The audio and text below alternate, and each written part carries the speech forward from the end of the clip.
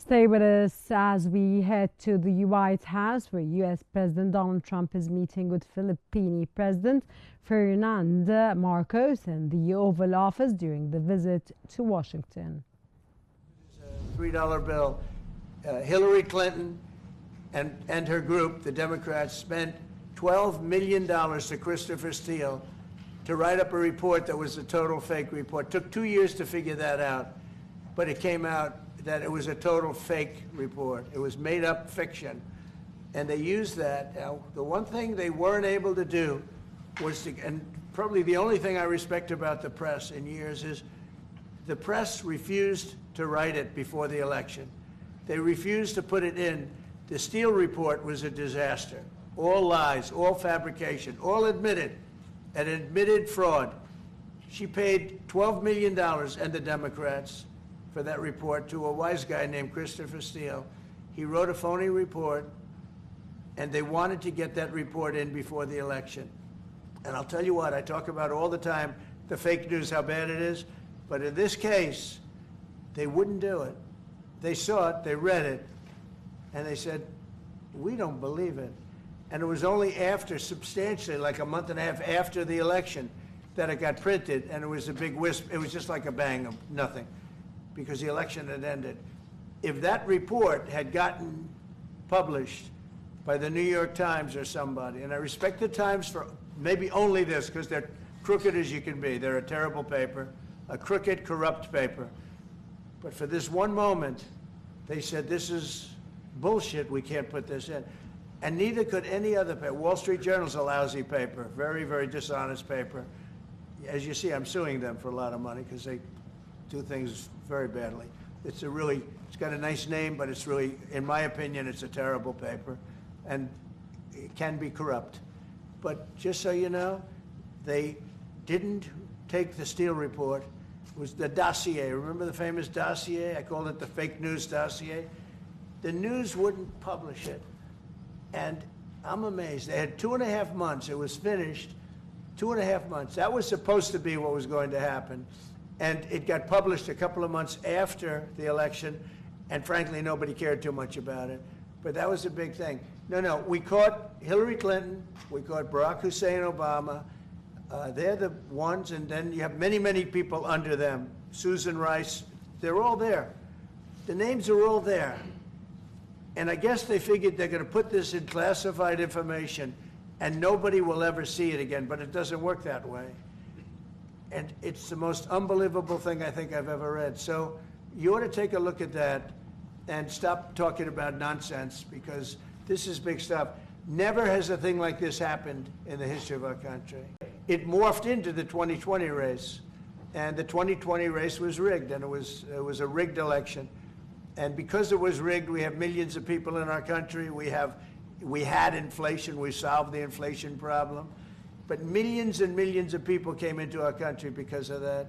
And people that shouldn't have been, people from gangs and from jails and from mental institutions, people that we don't want in our country, and people that we're getting out, dangerous people. 11,888 murderers, many of them, 50%, more than 50%, murdered more than one person. I hate to say this with such a distinguished guest, but you know, they asked me a question. I got to answer the question.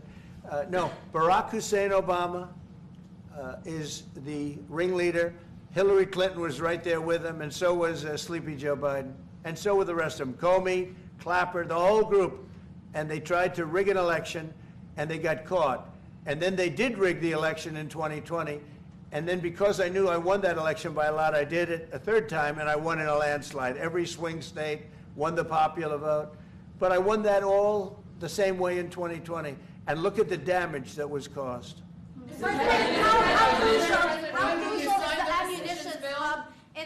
How crucial is the ammunition hub that the U.S. plans to build in Subic and the Luzon corridor, considering that these will be built in areas that hosts strategic ports as well as military air bases? You're talking ammunition? Yes, the U.S. House Congressional Committee on Appropriations approved a budget. Well, it's very important. Otherwise, we wouldn't have approved it. Sorry? Yeah, it's very important. Otherwise, we wouldn't. We need ammunition. We're going to end up in a few months, we'll have more ammunition than any country has ever had. We're going to have more missiles than any country has ever had. We're going to have all the speedy missiles. We'll have the speedy ones, the slow ones, the accurate ones, the ones that are slightly less accurate. We have everything. But we will have more ammunition than any country has ever had. It's very important to me. Okay. Go ahead, please, Red. Sir, when you say that you're close to making a trade deal, what gaps remain?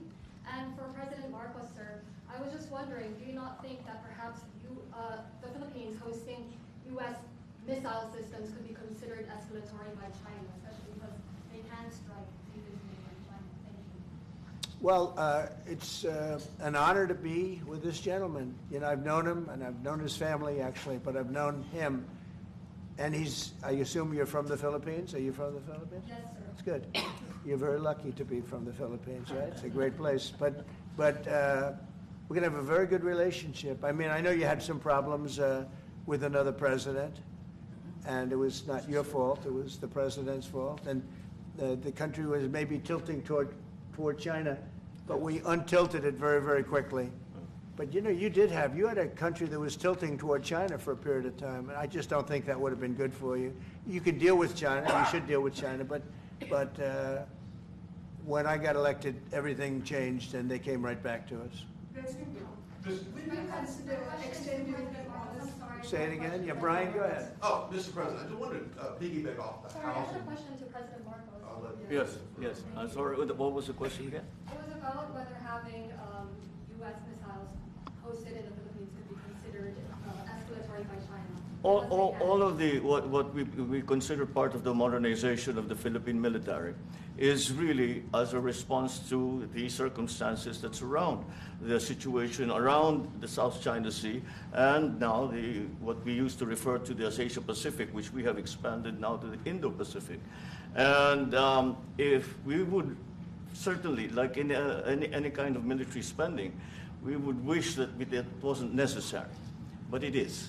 And so that is what we are doing. And as an adjunct to the question about the ammunition production, this is actually, the United States is assisting the Philippines in what we call our self-reliance defense program, which is to allow us to be self-reliant and to be able to stand our own 2 feet, whatever the circumstances that occur in the future. And that the reason that we have encouraged more interaction with the United States is because it is necessary. And it is not just with the United States.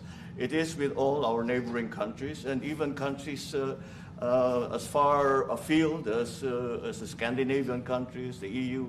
And so this is an ongoing process. And again, I will stress the point that we do this because we feel it is necessary.